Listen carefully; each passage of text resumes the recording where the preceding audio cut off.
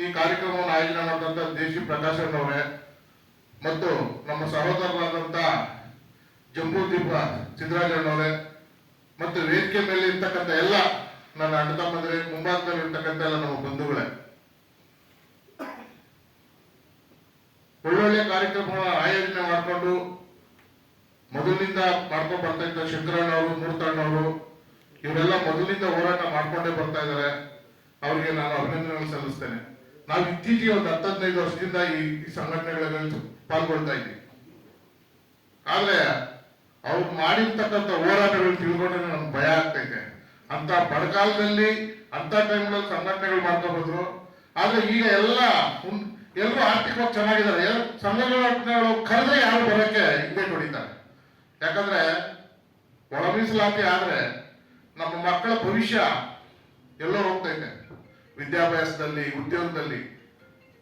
ಅಂತ ಕಾರ್ಯಕ್ರಮಗಳು ಜನ ಕರೆದ್ರೆ ಬರೋದಿಲ್ಲ ಅಂದ್ರೆ ನಾವು ಇನ್ನೂ ಎಲ್ಲಿದ್ದೀವಿ ನಾವು ಮಾಲಿಕ ಜನಾಂಗ ಅಂತ ನನಗೆ ಒಂದು ಬೇಜಾರು ಕೆಲಸ. ಯಾಕಂದ್ರೆ ಈಗ ಒಂದು ಕಾರ್ಯಕ್ರಮ ಮೊದಲು ಅವ್ರ ಕಾರ್ಯಕ್ರಮಗಳು ಮಾಡ್ತಾ ಇದ್ದ ಊಟಕ್ಕೆ ಗತಿ ಇರ್ಲಿಲ್ಲ. ಅಂತ ಟೈಮಲ್ಲಿ ಲಕ್ಷಾಂತರ ಜನ ಸೇರ್ತಾ ಇದ್ರು. ಈಗ ಎಲ್ಲ ವ್ಯವಸ್ಥೆ ಮಾಡಿದ್ರು ನಮ್ಮ ಸಮುದಾಯದವರು ಯಾರು ಮುಂದೆ ಬರ್ತಾ ಇಲ್ಲ. ಇದೊಂದು ದೊಡ್ಡ ದುರಂತ ಅಂತ ನಾನು ಹೇಳಕ್ ಬಯಸ್ತೇನೆ. ನಾವು ಪ್ರತಿಯೊಬ್ಬರು ಸಹ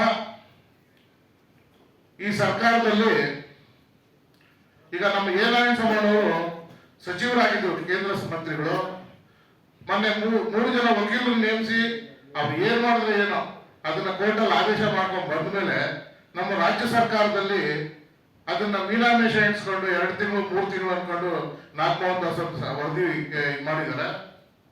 ಅವರು 12ನೇ ತಾರೀಕು ಈ ತಿಂಗಳೊಳಗಡೆ ಏನಾದ್ರು ಒಂದು ವೇಳೆ ಮಾಡಿಲ್ಲ ಅಂದ್ರೆ ದಯವಿಟ್ಟು ನೀವೆಲ್ಲ ಹಿರಿಯರು ಸೇರ್ಕೊಂಡು ಎಲ್ಲ ನಮ್ಮ ಸಮುದಾಯದ ಎಲ್ಲ ರಾಜ್ಯಾಧ್ಯಕ್ಷಗಳನ್ನೆಲ್ಲ ಕರೆಸಿ ಮತ್ತೆ 3 ಪಕ್ಷದಲ್ಲಿ ಇರ್ತಕ್ಕಂಥ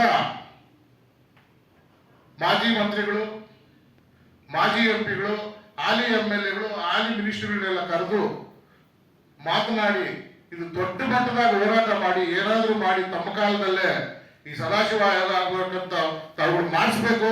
ನಿಮ್ಗೆ ಬೆನ್ನೆಲುಬಾಗಿ ನಾವು ಯಾವಾಗಲೂ ಸದಾ ಇರ್ತೀವಿ ಅಂತ ಹೇಳ್ತಾ ನನ್ನ ಈ ಕಾರ್ಯಕ್ರಮಕ್ಕೆ ಕರೆಸಿ ನಮ್ಗೆ 2 ಮಾತು ಮಾತಾಡಲು ಅವಕಾಶ ಮಾಡಿಕೊಟ್ಟಂತ ಎಲ್ಲ ಹಿರಿಯರಿಗೆ ನಾನು ಹೊಂದಿಸಿ ನನ್ನ ಮಾತು ಮುಗಿಸ್ತೇನೆ. ನನಗೆ ನಾನು ಹೊಸಕೋಟೆ ಡಿಗ್ರಿ ಕಾಲೇಜಿನ CDC ಡೈರೆಕ್ಟರ್. ಇವತ್ತು ಅಲ್ಲಿ ವಾರ್ಷಿಕೋತ್ಸವ ಇದೆ. 6:30 ನಾನು ಹೋಗ್ಬೇಕಾದ್ರಿಂದ ದಯವಿಟ್ಟು ಎಲ್ಲ ಶ್ರಮಿಸ್ಬೇಕು ಅಂತ ಹೇಳ್ತಾ ಎಲ್ರಿಗೂ ಹೊಲಿಸಿ ನಾನು ಮಾತು ಮುಗಿಸ್ತೀನಿ. ಜೈ ಭೀಮ್, ಜೈ ಜಾಂಬವ.